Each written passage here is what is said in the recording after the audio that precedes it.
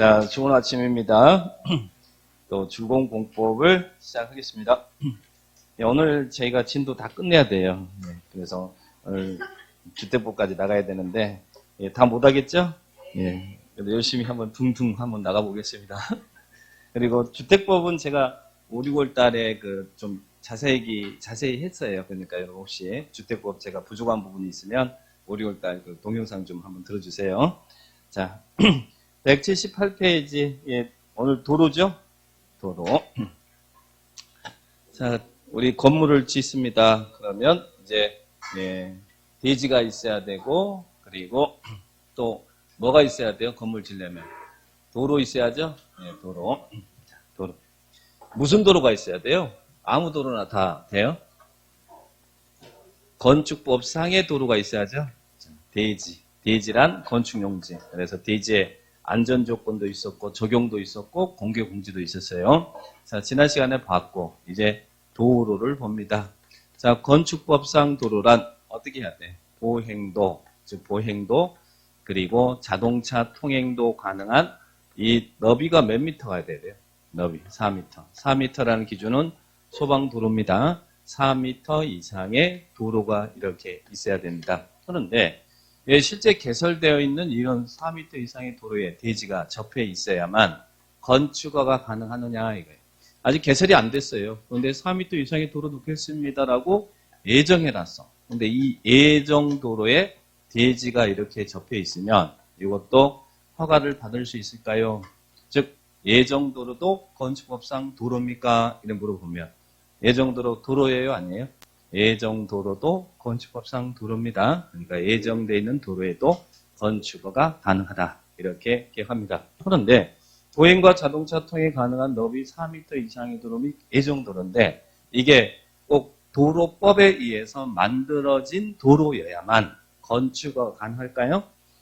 도로법에 의해서 만들어진 도로여야만 그게 아니라 도로법이라든지 국토계획법이라든지 사도법이라든지 관계 법령에 의해서 신설 변경 후 고시가 된 도로는 다 건축법상 도로가 돼요. 그러니까 법에 의해서 공부상 도로다라고 있으면 그건 다 건축허가가 가능합니다. 그래서 이런 법상의 도로면 다 건축허가 가능하다. 그런데 이제 또 한 가지는 그러면 관계법에 의해서 신설 변경 고시가 된 도로, 법상 도로여야만 허가를 받을 수 있느냐? 저 현황이 도로, 공부상 도로는 아닌데 현황이 도로인 것도 있잖아요. 우리 주변에 많이 있잖아요. 그럼 그런 도로에는 건축허가를 못 받을 거냐? 받을 수 있을까요? 없을까요? 그때는 허가권자가 건축허가나 신고 시 위치를 지정 공고하게 되면 그 위치를 지정 공고한 도로도 건축법상 도로가 됩니다. 그러니까 법상 도로에만 허가를 받을 수 있는 게 아니라 허가권자가 위치를 지정 공고한 도로도 건축법상 도로다. 뭐 허가권자가 도로 지정할 때는 뭐 이해관계인의 동의가 없거나 뭐 어떤 게 있어야겠죠. 그래서 좀 약간 볼 것이고. 자, 그러면 이게 건축법상 도로인데 원래는 보행과 자동차 통행이 가능한 4m 이상이 돼야 되잖아요. 그런데 이 지역을 보니까 이렇게 경사로가 있다는 이야기. 보니까 자동차 통행이 뭐 곤란할 것 같아. 올라가기 힘들 것 같아. 그러면 자동차 통행이 곤란하다라고 위치를 지정 공간구역에서는 자, 이런 지역에서도 대지가 있을 거 아니에요. 이럴 때는 몇 미터 이상이면 이런 위치를 지정 공간구역에서는 몇 미터 이상이면 건축법상 도로가 돼요. 여기는 3m 이상이면 건축허가 가능합니다. 그러니까 위치를 지정 공간구역에서는 3m 이상의 도로도 건축법상 도로다. 이렇게 기억을 딱 합니다. 경사로 생각하시면 돼요. 그리고 또 하나 이제 또 뭐 생각해야 될까요? 막다른 도로. 골목길이죠? 막혀 있어요. 자, 막다른 도로에 대지가 이렇게 있습니다. 자, 근데 막다른 도로는 건축법상 도로는 이 막다른 도로 길이에 따라서 이 도로 길이에 따라서 도로 너비가 달라진다 그랬죠? 이 막다른 도로 길이가 10m 미만이다. 여기가 막혀 있는 도로 길이가. 그러면 도로 너비는 몇 미터 이상이면 건축법상의 도로가 돼요. 2m 이상이면. 그리고 막다른 도로 길이가 10m 이상 35m 미만이다. 그러면 도로 너비는 몇 미터? 3m 이상이면 되고. 그리고 막다른 도로 길이가 35m 이상이다. 그럴 때는 도로 너비는 몇 미터 이상이 돼야 됩니까? 6m 이상. 자, 도시 지역이 아닌 읍면 지역에서는 4m. 이게 나왔죠. 근데 여기는 왜 막다른 도로 길이에 따라서 도로 너비가 달라져요. 자, 여기 기준은 35m가 기준이잖아요. 35m 미만, 35m 이상 이렇게 규정하고 있죠. 이 기준은 뭐라고 했어요? 35m라는 기준은 소방 호스의 길이다. 그죠? 그러니까 35m 이내에서는 소방차가 진입하지 않고 소방 호스가 들어가서 화재 진압하면 되니까 도로 너비가 2m, 3m가 돼도 되지만 도로 너비 이 길이가 35m가 되면 그때는 넘어가면 소방차가 진입해서 화재 진압을 해야 되니까 도로 너비가 6m 이상은 확보돼야 된다. 그래서 2m, 3m, 6m, 2, 3, 6 이렇게 기억합니다. 이게 건축법상 도로다. 체크를 딱 해주시면 되겠어요. 그러면 방금 전에 이제 도로 개념을 쭉 배웠는데 원칙은 법상 도로이지만 건축에 관한 신고 시 위치를 지정 공관도로도 건축법상 도로라고 그랬잖아요. 그러면 허가권자가 도로 지정을 해야겠다는 이야기예요. 그러면 도로 지정할 때는 공부상 도로는 아닌데 지금 도로 지정해서 허가를 내주려고 한다는 이야기예요. 도로 지정할 때는 이해관계인의 동의를 얻어야겠어요? 얻지 않아야겠어요? 당연히 도로가 아닌데 지금 도로 지정하려고 하니까 이해관계인의 동의를 얻어야겠죠? 그래서 이해관계인의 동의를 얻어야 된다. 도로 지정할 때는. 근데 여기다 원칙이라고 써놨어요. 원칙이 있다는 말은 예의가 있다는 이야기죠? 자, 그러면 예의가 뭘까요? 원래는 이해관계인의 동의를 얻어서 지정해야 되는데 다음의 경우에는 이해관계인의 동의 없이도 건축위원회 심의를 거쳐서 지정할 수 있습니다. 그죠? 자, 어떤 경우는 이해관계인의 동의 없이도 건축위원회 심의 거쳐서 지정할 수 있어요. 첫 번째는 이해관계인이 어디 가 있어요? 저기 해외 가 있어. 멀리 가 있대요. 자, 해외 거주해서 사실상 동의 얻기가 곤란하다. 그럴 때는 동의 없이도 심의 거쳐서 지정할 수 있어요. 그 다음에 이제 두 번째죠. 두 번째가 이제 일반적인 경우겠죠. 두 번째가 어떤 경우입니까? 주민이 오랫동안 통행로로 이용하고 있는 사실상의 통로로예요. 오랫동안 통행로로 이용하고 있는 사실상의 통로로서 조례가 정하고 있는 것이면 그때는 이해관계인의 동의 없이도 건축위원회 심의 거쳐서 지정할 수 있다. 그래서 이 원칙이 있다는 말은 이해가 있어요. 근데 문제는 이 지정한 것을 폐지 변경할 거예요.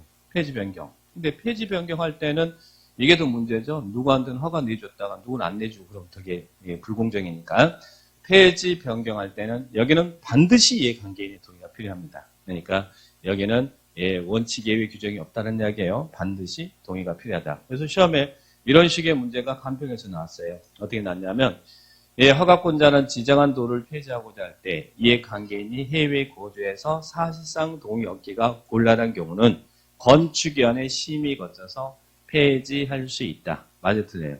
지정할 때는 그게 맞지만 폐지는 그게 안 통한다는 이야기예요. 그래서 여기는 예외가 없습니다. 그래서 반드시 동의가 필요하다. 이렇게 꼭 주의를 해 놓으시 바랍니다. 자, 그러면 대지도 배우고 도로도 배웠어요. 이제는 뭐 볼까요? 대지와 도로와의 관계. 자, 무슨 관계예요? 대지와 도로 관계는. 이제 대지도 배우고 도로도 배웠는데 관계는 무슨 관계예요? 네, 밀접한 관계죠. 밀접한 관계. 네, 관계. 그죠? 자, 그러면 이 대지는 도로에 몇 미터 이상 접해야 된다. 이걸 접도 길이라고 그러잖아요. 대지가 도로에 몇 미터 이상 접해야 되느냐. 접도 길이는 몇 미터 이상 접해야 돼요. 원칙은 대지는 도로에 2미터 이상 접해야 된다. 왜 이 2미터 이상 접하고 있어야 되느냐. 그게 출입과 통행의 관계라는 이야기예요. 출입과 통행 관계. 2미터 이상 접하고 있어야 출입하고 통행하는데 불편이 없다 이 말이에요. 그래서 2미터 이상 접하는 걸 원칙으로 합니다. 그런데 2미터 이상 접해야 되는데 거기에 대한 예외가 있어요. 다음의 경우는 2미터 이상 접하지 않아도 된다. 2미터 이상 접할 걸 요구하지 않겠다. 세 가지 경우가 있죠. 하나는 어떤 경우요? 출입하고 통행하는데 지장이 없다고 판단되면 그때는 접하지 않아도 허가를 내줘라. 그래서 출입 통행에 지장이 없다고 인정되는 경우. 그 다음 두 번째가 이미 우리 시험에서 나왔어요. 이 건축물 주변에 건축이 금지된 공지가 있습니다. 공원이나 광장이나 유원지나 이런 공지가 있다고 인정되는 경우는 2m 이상 접할 걸 요구하지 않겠다. 공지가 있다. 그 다음 세 번째, 뭐 지을 때는요. 농막을 건축할 때, 농막은 여러분 주택이에요? 아니면 농업생산시설이에요? 농업생산시설, 농지법엔 농막을 건축할 때는 2m 이상 접하지 않아도 된다. 이렇게 정의를 딱 합니다. 자, 그런데 이제 기준이 바뀌는 게 있어요. 요 강화되는 규정을 잘 보세요. 이제 일반적인 경우는 허가를 받으려면 도로 너비가 4m고 적도가 2m야 이 땅에서 건축 허가가 가능합니다. 그런데 그런 경우가 일반적인 기준은 여기서 건물이 들어서는 이 건물의 연면적 합계가 2,000 미만일 때 그게 기준이고, 연면적 합계가 여기서 건물이 들어서는 연면적 합계가 2,000제곱미터 이상인 이런 건물 대지는 기준이 바뀐다는 이야기예요. 2,000제곱미터 이상인 건물 대지는 도로 너비는 4m가 아니라 6m 이상 접해야 되고, 그리고 접도는 2m가 아니라 4m 이상 접하는 거예요. 그래서 기준이 바뀝니다. 연면적 합계가 얼마 이상인 건물의 대지는 2,000제곱미터 이상인 건물의 대지는 도로 너비는 6m, 그리고 접도는 4m 이상 접해야 되는데, 2,000 이상인 때는 이게 기준이 된다는 이야기예요. 그런데 여기서 조심할 것은 가로에 2개가 있으니까 이 2개를 잘 보세요. 2,000 이상일 때는 이게 기준인데, 단 공장은 이게 공장 건물이 돼. 공장은 연면적 합계가 얼마 이상일 때, 3,000 이상일 때 6m 이상의 도로에 4m 이상 접해야 된다는 이야기예요. 그러면 공장의 규모가 2,000이면 그때는 기준이 어떻게 되는 거예요? 공장 연면적 합계가 2,000제곱미터인 공장의 대지는 어떻게 되는 거예요? 그때는 똑같이 4m, 2m가 기준이 된다는 이야기예요. 공장은 3,000 이상일 때 너비 6m고 적도가 4m예요. 그러니까 2,000이 될 때는 2,000 이상일 때는 요게 기준이 되는데, 공장은 3,000 이상일 때 이게 기준이 된다는 이야기고, 그리고 2,000 이상일 때는 이게 기준인데, 단 무엇은 그 2,000제곱미터 이상인 건물의 용도가 무엇은 제외한다는 거예요. 또 축사나 작물 재배사의 대지는 제외한다. 제외한다는 말은 일반적 기준 적용한다는 이야기예요. 그래서 요 가로 2개 있는 규정을 잘 이해를 해 주셔야 됩니다. 2,000 이상일 때는 요게 기준으로 바뀌는구나. 그런데 공장과 축사 재배사는 또 달리 거기서 기준이 또 바뀌는구나. 이렇게 이해를 딱 합니다. 자, 그 부분만 잘 이해를 하시면 되겠어요. 자, 그러면 이제 대지도 배우고 도로도 배우고 관계도 다 배웠어. 그러면 이제는 뭐 합니까? 건물 지어야죠. 자, 여기다가 건물을 딱 지을 거예요. 이제 이런 도로 조건, 접도 다 길이 조건 갖췄으면 허가 받을 거 아니에요. 자, 허가 받아서 건물 짓는데, 야, 니들 이 선만큼은 넘어서지 마. 자, 건축할 수 있는 한계선이 있다는 이야기예요. 그 건축 한계선을 줄여서 우리는 뭐라고 불러요? 건축 한계선을 건축선 그래요. 건축선은 건축 한계선이 건축선입니다. 그러면 건축선은 어디가 지정될 거냐? 건축선은 건물 지을 때 건축할 수 있는 한계선은 이 대지와 도로의 경계선, 이 선이 건축선이 된다는 이야기예요. 건축선. 건물 지을 때 니들 이 선은 넘어서지 말아라. 이렇게 건축선, 대지와 도로 경계선. 만약에 이 건축선이 여러분 없다면 여러분 어떻게 짓겠어요? 여기서 건물 지을 때 어떻게 짓겠어요? 자꾸 이쪽으로 가고 싶잖아요. 도로 넘어가고 싶죠? 자, 그러면 건축선이 있는 이유는 도로의 침식을 방지하고 도로 교통의 원활한 소통을 위해서 건축선이 지정된다. 그런데 이 경계선이 원칙이다. 이렇게 기억합니다. 그런데요. 자, 이 대지와 도로의 경계선이 원칙인데 우리가 볼 것은 건축선이 후퇴해서 지정돼요. 자, 이 경계선이 아니라 건축선이 이렇게 후퇴해서 지정되는 경우가 3가지 경우가 있어요. 그 3가지 경우를 잘 체크를 해 보시기 바랍니다. 먼저 첫 번째 후퇴되는 경우는 소요너비 미달한 도로에 대지가 이렇게 접혀 있을 때, 소요너비가 아까 몇 미터라고 했어요? 4m가 안 되는 도로에 대지가 접혀 있다는 이야기예요. 그럼 여기 보니까 도로 너비가 2m예요. 2m. 그리고 양쪽이 대지입니다. 그러면 이 경우는 갑이 여기서 이 건물을 지을 때 건축허가 나겠어요? 안 나겠어요? 이 상태로는. 우리 건축법상 도로, 소방도로가 없으니까 건축허가 안 날 거 아니에요. 그래서 허가를 못 받아요. 그러면 이게 허가를 받으려면 4m 도로가 확보가 돼야 허가를 받을 수 있어요. 그래서 여기는 건축선이 건축 허가를 받기 위해서 후퇴가 되는 겁니다. 자, 4m 도로가 있어야 되니까. 그러면 이때 이게 건축선이 되는 게 아니라 양쪽이 재지고 소유너비 미달이다. 그럴 때는 건축선 후퇴는 어떻게 한다고요? 당의 도로 중심선에서 소유너비 얼만큼? 2분의 1만큼씩 소유너비가 4m잖아요. 예, 소유너비 2분의 1만큼씩 수평거리를 후퇴한 선을 요 선을 건축선으로 지정한다. 그러면 여기는 얼마가 후퇴한다는 이야기입니까? 각각 중간에서 반반씩 사이좋게 후퇴한다는 이야기예요. 양쪽에. 그러면 여기는 1m 후퇴하겠죠? 1m 후퇴. 여기도 얼마예요? 1m 양쪽이 후퇴. 그래서 4m 도로가 이렇게 확보돼야 됩니다. 그래 이제 허가를 받을 수 있다는 이야기예요. 그래서 얼만큼 후퇴하는지 이런 부분입니다. 그러면 이제 우리가 관심 있는 것은 이 갑돌이가 땅을 가지고 있는데 가로가 10m이고 세로가 10m인 땅을 가지고 있어요. 그러면 이제 여기서 건물을 지을 거 아니에요? 그럴 때 이 도로와 건축선 사이 있는 요 부분을 대지 면적 산정에 포함을 할 거냐? 우리가 대지 면적은 건물 지을 때 건폐 용적률 때 분모가 되는 거잖아요. 대지 면적이 크면 클수록 건축 면적, 연면적이 커질 텐데 이 부분을 대지 면적 산정에 포함할까요? 라는 거예요. 포함합니까? 안 합니까? 여기는 지금 도로의 개념이죠? 안 그러면 허가 안 나니까 도로 만들어야 허가를 받을 수 있으니까 도로 개념이잖아요. 그럼 이 부분은 갑돌이가 땅을 갖고 있는 소유 땅이지만 갑돌이가 실제 쓸 수 있는 땅이 아니에요. 이 부분은 대지 면적 산정에 포함하지 않습니다. 그러니까 여기 같은 경우는 대지 면적 계산 문제가 나올 수도 있잖아요. 자, 그러면 대지 면적이 얼마입니까? 그러면 여기는 얼마라고 해야 돼요? 1m 후퇴했으니까 가로가 10m인데 1m 후퇴했으니까 이 부분 대지 면적 포함하지 않았으니까 가로가 얼마가 되겠어요? 9m가 되고 세로는 그대로 있겠죠? 그러면 대지 면적은 여기는 100제곱미터가 아니라 90제곱미터다. 이렇게 기억합니다. 건축선이 이렇게 후퇴된다. 후퇴되면 대지 면적 산정에 포함하지 않는다. 그럼 여기 보상해 줍니까? 예, 걱정하지 마세요. 안 해줍니다. 자, 그러니까 이런 땅은 잘 보고 사셔야 돼요. 자, 그러면 이 경우는 양쪽이 대지라는 걸 전제로 한 거죠. 근데 한쪽만 대지일 수도 있잖아요. 소요 너비 미달한 도로에 대지가 접해 있는데 여기처럼 한쪽만 2m 도로에 대지가 접해 있는데 반대쪽에는 대지가 아니라 건축이 금지되는 땅이 있다는 이야기예요. 뭐 공원이 있든지 광장이 있든지 하천, 철길이 있든지 뭐가 있어. 그럴 때는 건축선은 어떻게 후퇴합니까?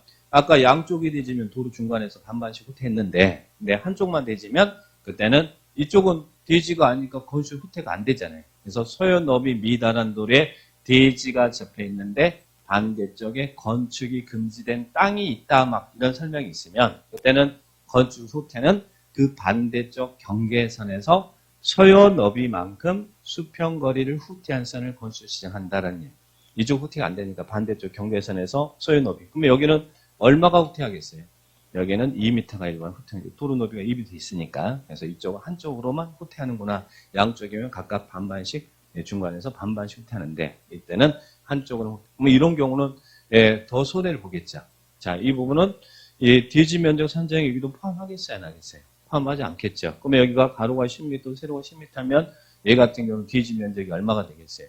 80제곱미터가 대지 면적이다. 소요 너비 미달에서 건축 후퇴되면 도로와 건축 사이 부분은 대지 면적 산정에 포함하지 않는다. 이렇게 하나 기억합니다. 자, 그 다음에 또 건축선이 후퇴되는 경우는 이와 같은 경우는 건축 허가를 받기 위해서 후퇴하는 거예요. 자, 두 번째는 별도 지정 건축선입니다. 별도 지정 건축선. 여러분 의사와 상관없이 시정군수구청장이 시가지 위치 도시 환경 정비가 필요하다 그러면 도시 지역에서 4m 이내에서 건축선을 별도로 후퇴시킬 수 있어요. 우리 여기 소구청장이 이 지역에 가로 정비가 필요하다 그러면 별도로 건축선을 후퇴시킬 수 있다는 얘기예요. 공익을 위해서. 근데 이 별도 지정은 어디에서만 후퇴할 수 있냐면 도시 지역에서 4m 이하의 범위 내에서만 후퇴할 수 있습니다. 시골 같은 경우는 건축선의 후퇴 지정 이런 거 없어요.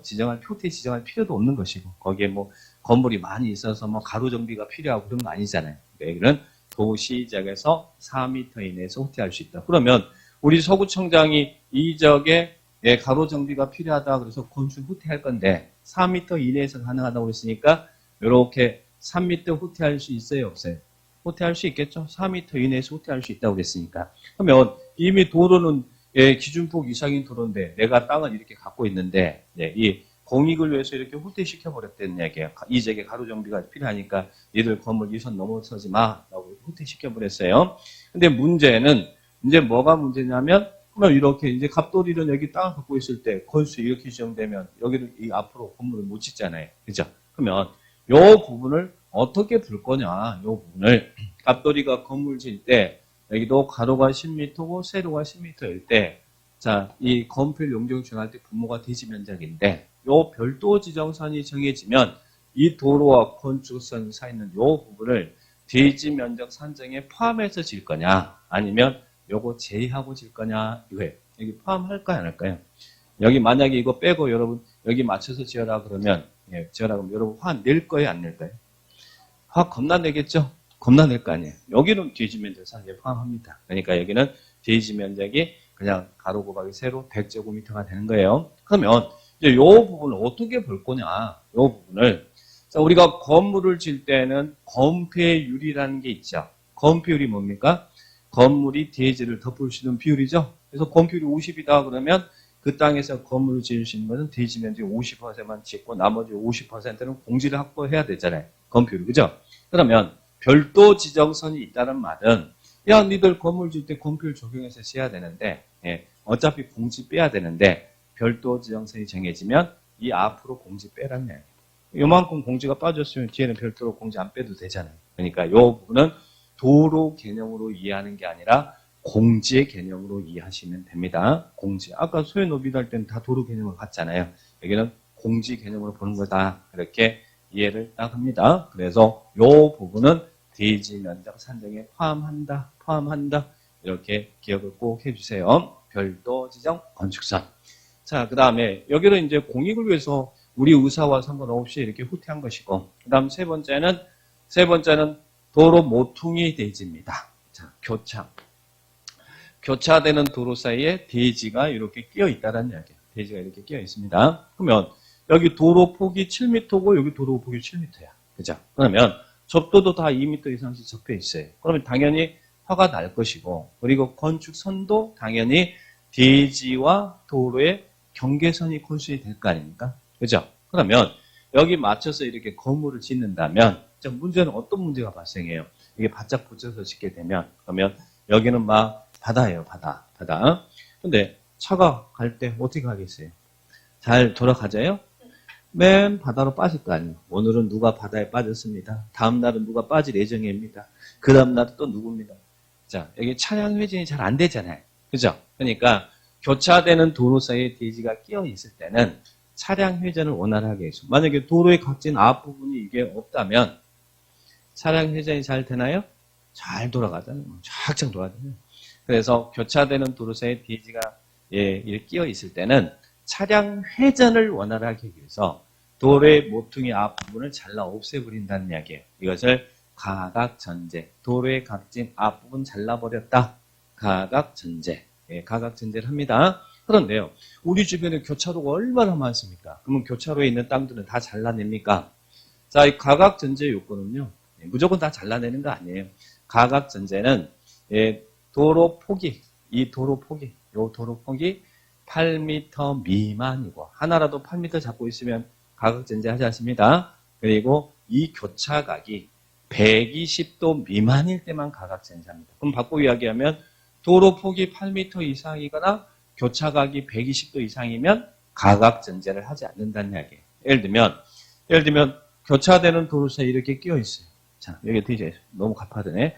여기가 교차각이 130도다. 그럼 여기가 7m면 차량 이렇게 회전하는데 크게 어려움이 없잖아요. 이런 데는 가각전제 하지 않습니다. 이 두 가지 요건을 다 충족시킬 때만 가각전제 한다는 이야기예요. 8m 미만이고 교차각이 120도 미만일 때만 가각합니다. 그래서 얼만큼 후트에서 이렇게 건수 지정하는지는 그 표가 나와 있죠. 근데 표까지는 암기할 필요 없어요. 다만 우리가 알아야 될 것은 이 가각 전제된 요 부분, 문제는 요 부분을 대지 면적 산정에 여기 갑돌이가 땅을 가지고 건물 지을 때 요 부분을 대지 면적 산정에 포함시킬 거냐, 포함시키지 않을 거냐. 우리는 그게 관심이 있는 거예요. 대지 면적 산정에 포함해요, 안 해요? 요거 지금 무슨 개념으로 봐야 돼요? 도로 개념으로 봐요? 공지 개념으로 봐요? 차량 회전을 원활하게 하기 위해서 하는 거잖아요. 이건 도로의 개념입니다. 그래서 이 부분은 대지 면적 산정에 포함하지 않습니다. 그러면 갑돌이는 손해보는 거죠? 그러면 이런 가각 전제된 부분 보상 안 해줍니까? 예, 안 해줍니다. 자, 걱정하지 마세요.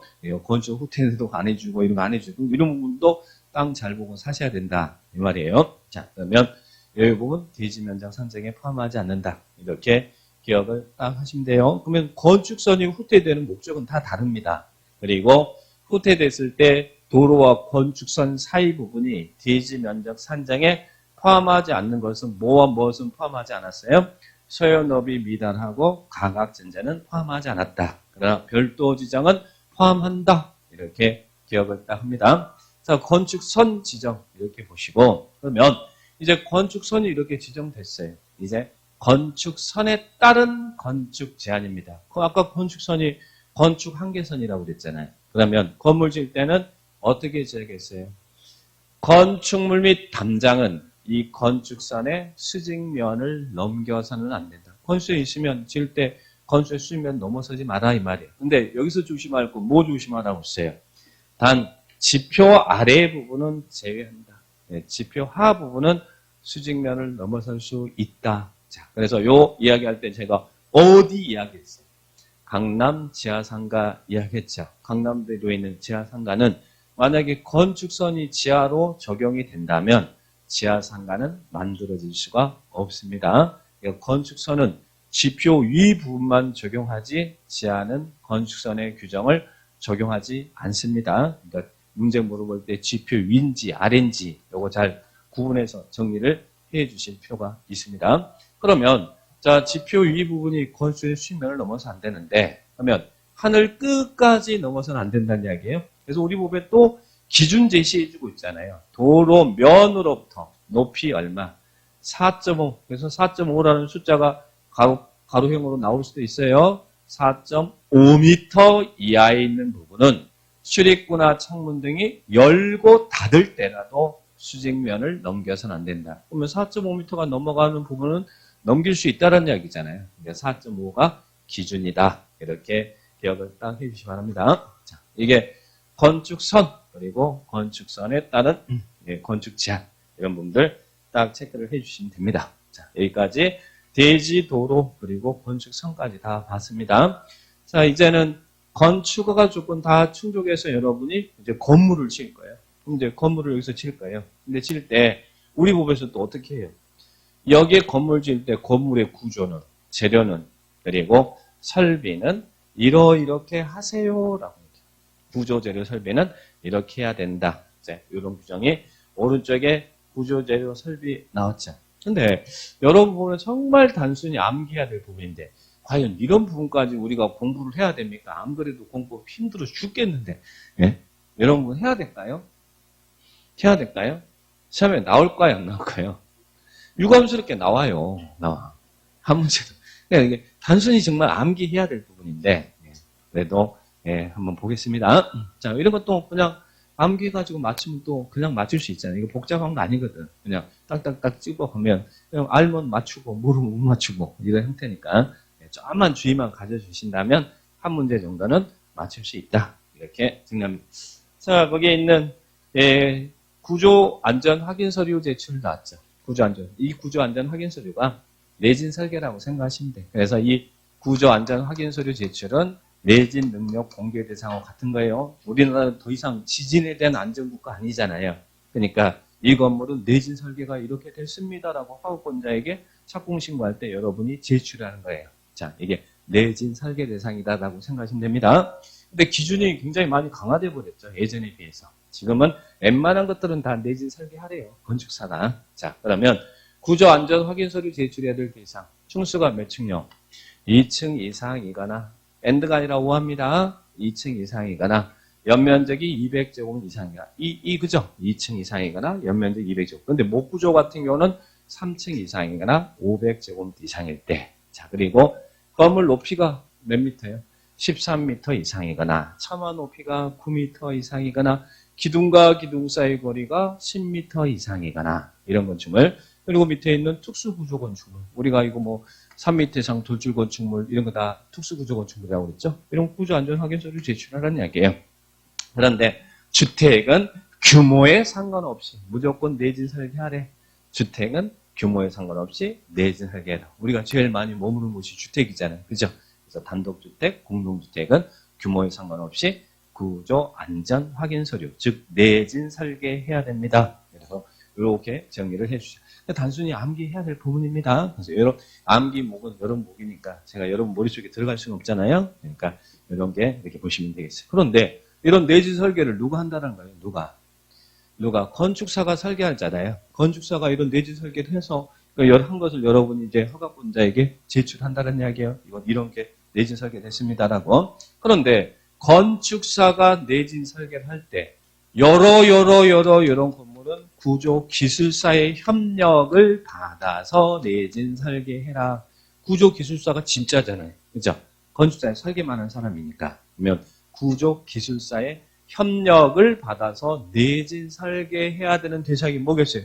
아무래도 이것 중에서 좀 더 큰 것들, 이런 것들이 기술사의 협력을 받아야 되겠죠. 자, 층수가 몇 층 이상인 건축물요? 6층 이상인 건축물. 6층 이상. 예, 구조 기술사의 협력을 받아서 내진 설계해야 된다는 이야기예요. 또 우리가 앞에서 배웠던 용어들, 특수 구조 건축물, 다중이용 건축물, 준다중이용 건축물 이런 거 배웠잖아요. 용어 정리할 때. 그런 것들은 다 구조 기술사의 협력을 받아서 해라. 그리고 3층 이상의 필로티 형식의 건축물도 구조 기술사의 협력을 받아서 해라. 이렇게 기억하시기 바랍니다.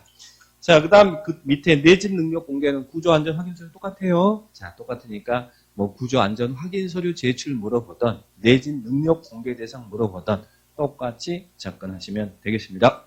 자, 이거 보시고요. 네, 그 다음에 예, 소음 방지용 바닥에 설치 나왔어요. 자, 요거 보기 전에 요거 있으니까 이게 먼저 볼게요. 우리 교재는 페이지 몇 페이지 있냐면 승강기는 예, 184페이지 뒤에 넘겨보니까 승강기가 있어요. 맨 위에 건축 설비 나왔죠? 설비 나왔습니까? 자, 그게 승강기가 나오네요. 승강기 종류가 지금 3개입니다. 승용 승강기, 비상용 승강기, 피난용 승강기. 이렇게 승강기가 3개가 있습니다. 자, 우리 건축법에서는 승용 승강기는 어떤 건물은 승용 승강기를 설치하라는 겁니까? 6층 이상으로서 엔드입니다. 5화가 아니라 6층 이상으로서 연면적이 2000제곱미터 이상인 예, 건축물은 승용 승강기를 설치합니다. 6층 이상으로서 연면적이 2000제곱미터 이상인 건축물은 승용 승강기, 엘리베이터가 설치돼야 된다는 이야기예요. 엘리베이터. 다만 6층인 건축물로서 각 층 바닥 면적 300제곱미터 이내마다 한 개소 이상의 직통 계단이 설치되어 있으면 6층인 건물은 승용 승강기를 생략할 수도 있다는 이야기죠. 자, 이 부분 보시고 그러면 승용 승강기가 층과 연면적에 따라 설치 의무가 있다면 비상용 승강기는 건물 높이에 따라 설치 의무가 있어요. 건물 높이가 얼마를 초과하는 것은요.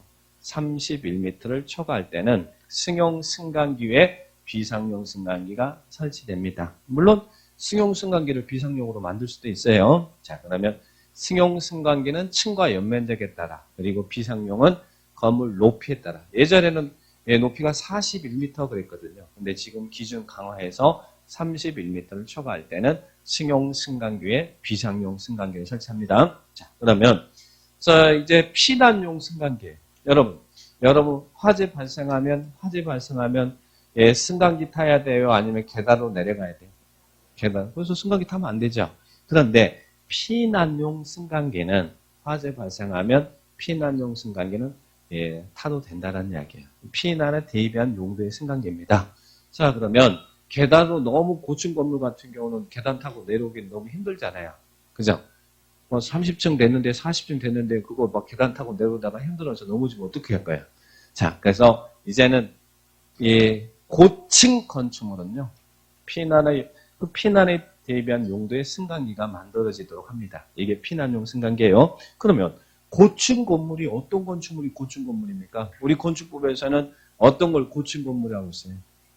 층수가 30층 이상이거나 또는 높이가 120m 이상인 건축물을 고층 건물이라고 그랬죠.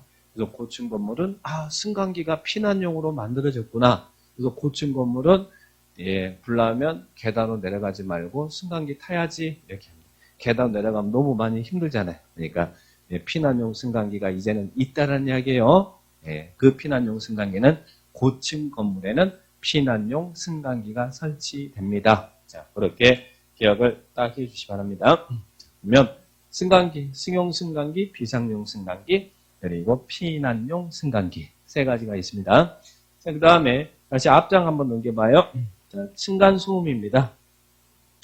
소음 방지를 위한 층간 바닥 설치다. 요즘 우리 층간 소음 때문에 너무너무 막 분쟁 많이 발생하잖아요. 그래서 이런 부분들 시험에 하나 또 시사적으로 낼 수도 있어요. 소음 방지를 위한 층간 바닥을 설치해야 돼요. 소음 방지를 위한 층간 바닥. 이런 건물은 소음 방지를 위한 층간 바닥을 설치해야 돼요. 저 어떤 게 그럴까요? 아무래도 사람들이 많이 머무는 곳에, 그죠? 조용한 곳에, 우리가 잠자는 곳에, 이런 데가 잠자는 곳이 소음 방지를 위한 층간 바닥이 설치될까요? 그럼 여러분 잠 어디서 자요? 집에서 자야죠? 그죠? 집에서 자야지. 자, 그러면 어디겠어요? 주택이지, 주택. 근데 주택인데, 여러분 혼자 사는 여러분 집 말고, 단독주택 중에서 다가구 주택. 그리고 또 공동주택도 해야겠죠? 근데 거기 보니까 뭐라고 나왔냐면, 공동주택인데, 주택법에 따른 주택건설 사업계획 승인 대상을 제외한다 그랬죠? 그러면 주택법에 한 우리 아파트 단지는 그거 안 해도 됩니까? 그건 이제 공동주택 관리법에서 하니까. 거긴 당연히 합니다. 근데 그런 주택법이 아닌 것도 공동주택, 건축법에 지어지는 공동주택도 소음 방지를 위한 층간 바닥이 설치돼야 된다는 이야기예요. 그러면 다가구 주택, 공동주택, 그리고 또 잠자는 곳이 일하지만 잠자는 곳도 어디가 있어? 오피스텔. 오피스텔도 참 자잖아요. 안 잡니까? 자죠? 거기서 열심히 일만 해요. 때로는 잠도 잡니다. 자, 그리고 또 하나, 다중생활시설. 다중생활시설이 뭐라고 그랬어요? 고시원. 근데 이 다중생활시설은 바닥면적 합계가 500 미만이면 뭘로 분류한다고 했어요? 용도를. 이종 근생시설. 그리고 바닥면적 합계가 500제곱 이상이면 뭘로? 숙박시설로 분류한다고 그랬죠? 이런 다중생활시설은 소음 방지를 위한 층간 바닥이 설치돼야 된다. 자, 여기서 소음 방지를 위한 층간 바닥 설치. 근데 자, 여기다가 이렇게 딱 열어놓고, 이거 빼고 나머지 다음 중 소음 방지를 위한 층간 바닥 설치가 필요하지 않는 것은, 또 필요한 것은 그게 아닌 것을 물어보면서, 숙박시설. 그러면, 그건 소음 방지를 위한 층간 바닥입니까? 설치합니까? 소음 방지. 숙박은 좀, 우리 호텔이나 이런 데는, 소음 방지, 층간, 이건 애들이 막 거기서 뛰고 그러진 않잖아요. 옆에서 막 소리가 들리면 들렸지. 안 그래요? 그러니까 그건 이제 경계벽이 설치되는 것이지, 그거는 소음 방지 층간 바닥이 설치되는 거 아니에요. 너무 좀 그랬나요? 자, 그러니까 숙박시설 이런 건 없네요. 우리가 잠자는 곳. 자, 그렇게 이해를 딱 하시기 바랍니다. 자, 보시면 되겠습니다. 자, 그 다음에 또 한 가지, 이제 개방된 외부 공간 설치해 놨는데 생략하고, 또 우리가 볼 건 직통계단이에요. 자, 이런 계단. 밑에 직통계단 설치 나왔습니다. 직통계단 설치. 자, 우리 여기 이 건물 계단이 있어요, 없어요? 있죠. 자, 그러면 의무적으로 건물은 계단이 있어야 됩니까, 없어야 됩니까? 계단은 다 있어야죠. 승강기 없어도 계단은 있어야 될 거 아니에요. 그죠? 근데 피난층으로 통하는 직통계단. 우리 피난층이 어디가 피난층이에요? 자, 피난층이란 화재 발생하면 밖으로 나가는 층이 피난층이잖아요. 어디가 피난층이겠어요? 1층이 피난층이잖아요. 1층으로 내려가서 밖으로 나가잖아요. 자, 이게 피난층이 1층입니다. 자, 그러면 피난층으로 통하는 이런 직통계단이 설치돼야 되는데, 건물은 1층으로 내려가는 계단이 있어야 된다는 이야기예요. 1층으로 내려가는 계단이 있어야 돼요. 자, 그러면 우리 건축법에서는 이런 직통계단은 어떻게 설치를 합니까? 우리 건축법에서 거실이 뭐라고 그랬어요? 제가 거실이 방이라고 그랬잖아요. 그러면 건축물의 각 부분은 거실로부터 보행거리가 얼마 이하가 되도록 직통계단을 설치하라고요. 보행거리입니다. 보행거리가 30m 이하가 되도록 직통계단이 설치해야 돼요. 피난층을 통하는 직통계단이 보행거리가 30m 이하가 되도록 건물은 설치가 돼야 됩니다. 그런데 30m 이하가 되도록 설치하는데 이게 원칙이라는 이야기에 한 개수 이상의 직통계단 설치합니다. 근데 그 건물이 이런 건물이 화재 견뎌낼 수 있는 내화 구조의 건축물이다. 그럴 때는 보행거리가 얼마 이하가 되도록 설치할 수 있어요? 50m 이하가 되도록 설치할 수 있다. 그런데 16층 이상인 공동주택인 경우는 50m가 아니라 40m 이하가 되도록 직통계단을 설치할 수 있다. 이런 규정들 딱 한번 체크를 해 놓으시기 바라고요. 자, 1번, 2번 체크해 보시고 3번을 참고하시고 그 다음에 4번을 봐봐요. 4번에 자, 이 계단이 이 직통계단이 때로는 피난계단의 형태로 만들어질 수도 있고 특별 피난계단 형태로 만들어질 수 있어요. 자, 그러면 어떤 건축물은 이 계단, 이 직통계단이 피난계단으로 피난계단이 뭐냐면 화재 발생하면 우리 이제 계단 타고 내려가야 되잖아요. 그럼 피난계단은 건물의 외벽이 화재에 견딜 수 있는 내화 구조로 되어 있어요. 피난계단은 철근, 철골, 콘크리트 이런 구조로 되어 있고 또 재료는 불에 타지 않는 불연 재료로 만들어지는 것이 피난계단입니다. 어떤 건물은 계단이 피난계단으로 만들어야 된다고. 피난계단은 오이 지상 5층 이상, 지하 2층 이하가 있는 건축물의 직통계단은 피난계단이나 특별 피난계단으로 설치해야 된다는 이야기예요. 오이 그럼 돼요. 자, 그러면 오이. 자, 그 다음에 특별 피난계단이 만들어져야 돼요. 이 건물이 여러분 여기 계단 있잖아요. 자, 피난계단은 먼저 방화문이 있잖아요. 방화문이 있습니다. 그런데 특별 피난계단은 11층 이상이거나 지하 3층 이하가 있는 건축물로 직통계단은 특별 피난계단으로 설치합니다. 11섬. 별짓을 다 합니다. 자, 11섬. 11층 이상이거나 지하 3층 이하가 있는 이 건물은 지하 3층이 있어요? 없어요? 있죠. 이 앞에 있는 계단이 특별 피난계단이에요. 그러면 일반적으로 피난계단은 방화문이 하나 있어요. 방화문이. 근데 특별 피난계단은 방화문이 2개 있다는 거예요. 이 계단 여기 방화문 2개 있잖아요. 그게 특별 피난계단입니다. 자, 그러면 5위는 피난계단, 11.3 특별 피난. 물론 5위도 좀 능력 있는 사람 특별 피난계단 만들어도 상관없어요. 특별 피난계단이 더 좋은 거니까. 그래서 이런 계단의 설치 기준 이렇게 정리를 딱 하시기 바랍니다. 그 다음에 밑에 5번은 자, 5번은 특별 피난계단 만들었고 자, 밑에 옥상 광장을 한번 봐요. 옥상 광장. 밑에 옥상 광장 또는 2층 이상에 있는 층에 있는 노대가 뭐라고 했어요? 노대는 일본식 용어고 우리 노대는 발코니를 노대라고 합니다. 우리 노대라고 부르는 사람보다 발코니라고 부르는 사람이 더 많죠. 우리 일본 시간 없습니까? 노대라고 별로 안 불러요. 발코니라고 많이 부르지. 그래서 옥상이라든지 그리고 2층 이상의 발코니가 있으면 그때는 떨어지지 않도록 뭘 해야 되나요? 난간 설치. 옥상에 난간 설치돼야 될 거 아니에요. 난간 없으면 막 나 돌아갈래 하면서 막 갈 거 아니에요. 그러니까 옥상이나 2층 이상의 노대에는 떨어지지 않도록 난간 설치합니다. 우리 아파트 발코니도 난간 있잖아요. 그 난간 높이는 얼마라고? 1.2m 이상이다. 120cm 이상이라는 이야기예요. 난간 높이는 1.2m 이상. 그렇게 기억을 딱 하시기 바랍니다. 자, 이런 분들 체크하시고. 자, 그 다음에 2번 옥상 광장 설치입니다. 옥상 광장은 거기 용도 다 외우지 마시고 요것만 기억하세요. 몇 층 이상의 5층 이상의 일정 용도의 건축물은 피난의 용도로 사용할 수 있도록 옥상을 만들어. 옥상 광장이라는 게 옥상 만들라는 얘기잖아요. 여기도 옥상이 있잖아요. 그죠? 자, 그러면 그 옥상이 설치되는 기준은 몇 층 이상의 건물이라고요? 5층 이상. 그 뒤에 용도까지 알면 필요 없어요. 5층 이상만 기억해 주세요. 하나 기준이니까. 자, 그 부분만 체크하시고. 그 다음에 오른쪽에 3번 헬리포터. 자, 헬리포터가 뭐였어요? 헬리포터 나오면 머릿속에 뭐 연상하라고 했어요? 헬리포터 그러면 H만 기억하라고 그랬잖아요. 헬리포터. 우리 영화 보면 옥상에 이렇게 H 있잖아요.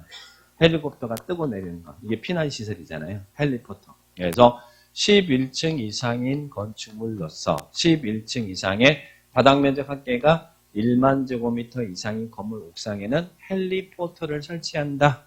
그래서 H만 기억하시면 돼요. 헬리포터 나왔다고 하면 H만 기억하면 다 풀어지잖아요. 그러니까 이렇게 기억을 딱 하시기 바랍니다. 자, 여기 보시고, 이게 이제 평지붕일 때 헬리콥터고, 평지붕일 때 헬리콥터가 또 H지만, 경사진 형태의 지붕은 헬리콥터 못 내리니까, 대신 뭐 만들라고 하냐면, 헬리콥터가 설치될 건물이 옥상이 경사진 지붕이다. 그러면 그 지붕 아래다가 대피 공간을 만들라고 그래요. 대피 공간. 나중에서 용적률 계산할 때 그 대피 공간의 면적은 연면적에 산입하지 않는다. 이렇게 표현합니다. 평지붕. 자, 그 부분 체크하시면 되겠고, 그 다음에 피난 안전구역 면적. 요거도 뭐 이미 또 시험에 숙제됐죠. 자, 초고층 건축물은, 자, 초고층 건축물 이야기할 때 제가 어디 이야기했어요? 잠실에 있는 롯데타워 123층, 그죠? 123층. 123층 롯데타워 가면 여러분 돈 안 들이고 아름다운 전망을 볼 수 있는 곳이 있다고 그랬죠? 어디라고 했어요? 30개층. 우리 초고층 건축물은 30개층마다 한 개소 이상의 피난 안전구역을 만들어줘요. 그럼 피난 안전구역은 개방해 놔야 될 거 아니에요. 그죠? 여기다 문장거 놓고 피난 안전구역 만들면 안 되잖아요. 그러니까 이런 데 가면 개방형이 돼 있으니까 여기는 돈 안 들이고 아름다운 전망을 볼 수 있습니다. 자, 그래서 피난 안전구역 초고층 건축물은 몇 개 층마다 30개층마다 한 개소 이상의 피난 안전구역을 만들어야 된다. 그러면 준초고층 건축물은 여러분 준초고층이 뭐가 준초고층이에요? 준초고층은 고층이면서 초고층이 아닌 거죠. 그죠? 그러면 거의 초고층이랑 마찬가지잖아요. 우리가 초고층이라는 것은 층수가 50층 이상에 관한 높이가 200m 이상인 건축물을 초고층이라고 했잖아요. 그러면 예를 들면 여기가 48층이다 하고 이건 뭐 준초고층이잖아요. 그러면 준초고층 건축물 같은 경우는 피난 안전구역을 어떻게 만드라고요? 이 전체 층수의 2분의 1, 전체 층수의 2분의 1은 24층이잖아요. 2분의 1에 해당하는 층에서 24층에서 위든 아래든 상관하지 않겠다. 상하 5개 층 이내에서 한 개소 이상의 피난 안전구역을 만들어라. 여기도 만들어도 되고 여기도 만들어도 상관없어요. 그래서 전체 층수의 2분의 1에 해당하는 층으로서 상하 5개 층 이내에서 한 개소 이상의 피난 안전구역을 만들어라. 자, 그렇게 이해를 합니다. 자, 해보시고. 그 다음에 범죄 예방입니다. 자, 범죄 예방은 이미 시험에 한번 나왔으니까 또 나오겠습니까? 자, 범죄 예방 건축물 나왔는데. 근데 범죄 예방 건축물이 뭐예요? 범죄 예방 뭐 하라는 이야기입니까? CCTV 달아라 이 말이잖아요. CCTV만큼 확실한 게 어디 있어요? CCTV 달고 조명 밝게 하고 이런 게 범죄 예방이에요. 자, 그러면 이러이러한 건물은 범죄 예방 기준에 맞게 건축해야 된다. 그죠? 그래서 쭉 이렇게 나와 있습니다. 그 중에 우리가 눈여겨가는 게 어디예요?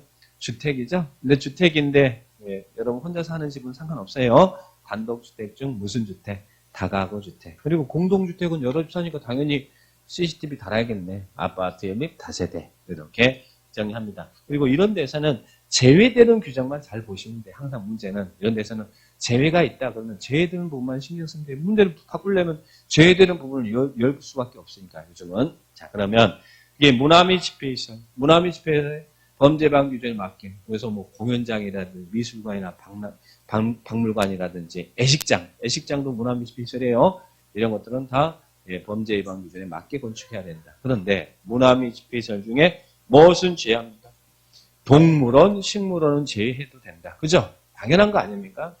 뭐 동물원, 식물원에 여러분 동물원 가서 사자 데려 나올 자신 있어요? 네? 꼭 CCTV 달아야겠어요? 안 달아도 되겠잖아요. 동물원, 식물원 제외합니다. 자, 그 다음에 또 밑에 교육연구시설 나왔잖아요. 교육연구시설 학교라든지 유치원이라든지 이런데 범죄 예방 기준에 맞게 해야 합니다. CCTV 다 답니다. 그런데 교육연구시설 중에서 무엇은 제외한다고요? 연구소와 도서관은 제외한다. 그죠? 자, 연구소와 도서관. 자, 도서관에서 좀 필요하다고 책 좀 가져오면 안 됩니까? 안 돼요? 아, 돼요. 네, 자, 여기서는 돼. 자, 돼요, 안 돼. 자, 그러니까, 그런 부분만 살짝 보시고요. 자, 그 다음, 여기까지 이렇게 한번 검토해 봤습니다. 그러니까, 여기도 어려운 거 아니니까. 자, 막상 나오면, 이거 한 번도 준비 안 하면요, 무조건 찍을 수밖에 없거든요. 그러니까 한 번씩 쭉 보시면, 이렇게 좀만 노력만 해주면, 좀만 노력이 아니라 좀만 관심만 가져주면 충분히 맞출 수 있다. 자, 그렇게 보십니다. 자, 그 다음에 184페이지 밑에 5번에 하나 대지가 둘 이상의 지역에 걸칠 때 건축법 적용 기준. 자, 여기도 간단하게 이렇게 정리하네요. 우리 건축법을 이야기합니다. 내 하나 대지가 둘 이상의 지역 등에 걸쳤대. 지역, 지구, 구역에 걸쳤다는 이야기예요. 여기처럼 일반 주거적에 준주거 이렇게 걸쳐 있대. 그럴 때 우리 건축법에서는 건축법 적용은 하나로 이용하래. 근데 어떻게 이용하라고? 둘 이상의 지역, 지구, 구역에 걸칠 때 건축법에는 일조권, 분할 제한, 높이 제한 막 이런 거 있잖아요. 이런 것은 어떻게 이용해라? 과반이 속하는 지역, 지구, 구역에 관한 규정을 적용해라. 건축법 규정을 적용해라. 과반이 속한. 그럼 과반이 속했단 말은 쉽게 말해서 면적이 넓은 지역이라는 이야기잖아요. 그죠? 근데 여기는 어떻게 이용해? 여기는 일반 주거적으로 이용하다. 대지 건축물 전부 건축법 적용을 일반 주거적에 건축법 적용 받으라는 이야기입니다. 과반이 속하는. 그런데 이제 밑에는 하나의 건축물이 방화지구에 걸치면 그럼 방화지구 나오면 무조건 1등. 방화지구 걸치면 뭐 과반이 속하는 따지지 말고 방화지구 나오면 전부는 방화지구에 적용받는다. 그런데 여기서 조심할 것은 건물이 방화지구 걸칠 때 전부 방화지구에 받는데 뭔만? 건축물만. 대지는 아니고 땅에 불날 일은 없잖아요. 그러니까 건물 전부는 방화지구에 적용한다. 그러면 우리 방화지구에서는 어떻게 배웠어요? 방화지구에서는 그 건물 칠 때 구조는 내화 구조, 재료는 불연재료잖아요. 그러니까 여기 방화지구 밖에서 화재가 발생하면 방화지구 안으로 넘을 테니까 이 건물 전부는 다 화재에 견딜 수 있도록 내화 구조, 불연재료로 건물 칠한 이야기예요. 무조건 걸칠 때 방화지구 나올 때는 과반 그런 거 따지지 말고 무조건 방화지구에 관한 규정을 적용해라. 그죠? 건물만입니다. 여기서 이제 대지건축물 전부 그러면 안 돼요. 그러면 자 이렇게 건물 전부를 화재 견딜 수 있는 내화 구조라는데 근데 만약에 여기에 이 경계 부분에 방화벽이 설치되면 어떻게 될까요? 이때는 경계 방화벽이 설치되면 방화지구 밖에서 화재가 발생하더라도 방화지구 안으로 안 넘어올 거 아니에요. 여기서 차단해 줄 거 아니에요, 1차적으로. 그래서 경계 부분에 방화벽이 설치되면 요 밖의 부분은 방화지구에 관한 규정을 적용하지 않아도 된다. 여기는 철근, 철골, 콘크리트 이런 구조 아니어도 된다는 이야기예요. 쉽게 말해서 각각 따로따로 설치하라는 이야기잖아요. 밖의 부분은 방화지구에 적용받지 않으니까. 그래서 이 부분들 딱 정리하시면 됩니다. 그래서 방화지구는 무조건 1등이다. 기억하시고. 적용순서, 건축법 적용순서에서. 그 다음에 제가 또 하나, 방금 전에는 하나의 대지가 둘 이상의 지역, 지구, 구에 걸칠 때 건축법 적용은 과반이었죠. 그런데 하나의 대지가 녹지 지역과 그 밖의 지역, 지구, 구역에 걸칠 때는 녹지 지역이 훼손되는 걸 최소화하기 위해서 녹지 지역이면 각각 적용해라. 과반 따지지 말고 각각. 녹지 지역은 각 지역, 지구, 구역에 관한 규정이에요. 여기는 일반 주거적, 여기는 자연 녹지 지역 각각 따로따로 건축법 적용받으라는 이야기예요. 녹지 지역 나오면 각각. 녹지 지역 나오면 각각. 녹지 지역 없으면 과반. 녹지 지역 나오면 각각. 녹지 지역 나오면 각각. 그죠? 그런데 이 녹지 지역에서도 우선하는 적용이 있다는 이야기예요. 만약에 이 녹지 지역의 건물이 여기 방화지구에 걸친데, 여기가 방화지구인데 녹지 지역은 각각이라고 했잖아. 각 지역 지구 구역. 그런데 녹지 건물이 이렇게 방화지구 걸친다. 그때는 어떻게 하나? 방화지구 1등. 방화지구. 녹지 지역의 건물이 방화지구에 들 때는 각각이 아니라 건물 전부는 방화지구에 관한 규정 적용해라. 그래서 방화지구 나오면 무조건 1등. 무조건 1등 그렇게 적용하면 돼요. 건축법에서 제일 중요한 게 안전이고, 그죠? 그러니까 방화지구 1등. 이렇게 하나의 대지가 둘 이상의 지역 등에 걸칠 때 건축법 적용 기준. 자, 이렇게 체크를 딱 하시면 됩니다. 자, 여기까지 봤고요. 그 다음에 이제 면적적인 산정 방법. 자, 좀 시작하죠.